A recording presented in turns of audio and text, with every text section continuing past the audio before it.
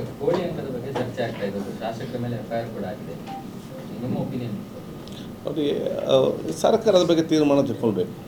ನನಗೆ ಸ್ಪೀಕರ್ ಆಗಿ ಎಲ್ಲ ಕೂಡ ಮಾತಾಡಲಿಕ್ಕೆ ಎಲ್ಲಂಥದ್ದು ಆಗೋದು ಕೂಡ ಇಲ್ಲ. ನಮ್ಮ ವೈಯಕ್ತಿಕ ಅಭಿಪ್ರಾಯ ಇರ್ಬೋದು, ಇನ್ನೊಂದಿರ್ಬೋದು. ಸಂವಿಧಾನದ ಪೋಸ್ಟ್ ಇದ್ದುಕೊಂಡು ಅದರ ಬಗ್ಗೆ ಬೆಚ್ಚ ಆಗಲಿಕ್ಕೆ ಆಗೋದು. ನಾನೆಷ್ಟು ಹೇಳೋದು, ಸರ್ಕಾರ ಅದನ್ನು ಬಗ್ಗೆ ಚರ್ಚಿಸಿ ಅದಕ್ಕೆ ಸೂಕ್ತವಾದ ಒಂದು ವ್ಯವಸ್ಥೆ ಮಾಡಬೇಕು. ಅಂದರೆ ಅರ್ಥ ಏನು? ಬೇರೆ ಎಲ್ಲ ವಿಷಯದಲ್ಲಿ ಮಾತಾಡ್ತೀರಿ, ಈ ವಿಷಯ ಬಂದಾಗ ನೀವು ಸಾಂವಿಧಾನಿಕ ಹುದ್ದೆ ಬಗ್ಗೆ ಮಾತಾಡ್ತೀರಿ. ಯಾವುದು? ಕರಾವಳಿ ಒಬ್ಬ ಜನಪ್ರತಿನಿಧಿಯಾಗಿ ಆ ಒಂದು ಕೋಳಿ ಅಂಕದ ಬಗ್ಗೆ ನಿಮ್ಮ ಅಭಿಪ್ರಾಯ ಏನು ಅಂತ?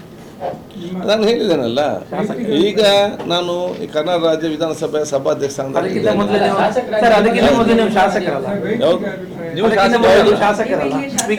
ಶಾಸಕರು. ಹೌದು, ಇದರಲ್ಲಿ ಅಲ್ವಾ, ನಾನು ಶಾಸಕನಾಗಿದ್ದಿದ್ದರೆ ಅಥವಾ ಸರ್ಕಾರದಲ್ಲಿ ನನ್ನ ಅಭಿಪ್ರಾಯ ಇತ್ತು, ಅದಕ್ಕೆ ಇದು ಮಾಡ್ಬೋದಿತ್ತು. ಈ ಸ್ಥಾನದಲ್ಲಿ ಇದ್ದುಕೊಂಡು ಈ ಒಂದು ವಿಚಾರ ಸಂಬಂಧಪಟ್ಟಾಗೆ ನಾನು ಪಬ್ಲಿಕಲ್ಲಿ ಜಾಸ್ತಿ ಚರ್ಚೆ ಮಾಡಲಿಕ್ಕೆ ಆಗುವುದಿಲ್ಲ. ಯಾರ್ಯಾರಿಗೆ ಯಾವ ಸಚಿವನ ಹೇಳಬೇಕಾ ಅದನ್ನು ನಾವು ಹೇಳಿದ್ದೇವೆ.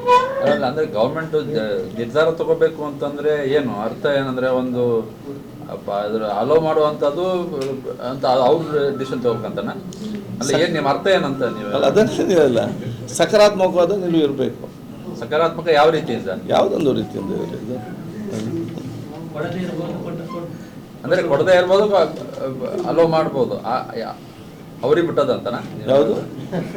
ಅಲೋ ಮಾಡಿ ಸರಿಯಾದ ತಡಲಿ ಒಂದು ನಿರ್ಧಾರ ತಗೋಬೇಕಂತನ? ಇಡೀ ಊರವರು ಅಧಿಕಾರಿ ಎಲ್ಲರೂ ಕೂಡ ಸಂತೋಷದ ವಾತಾವರಣ ನಿರ್ಮಾಣ ಮಾಡುವಂಥದ್ದು ಅಲ್ಲೆಲ್ಲ ಸರ್ಕಾರದ ಮತ್ತು ಅಧಿಕಾರಿಗಳ ಜವಾಬ್ದಾರಿ.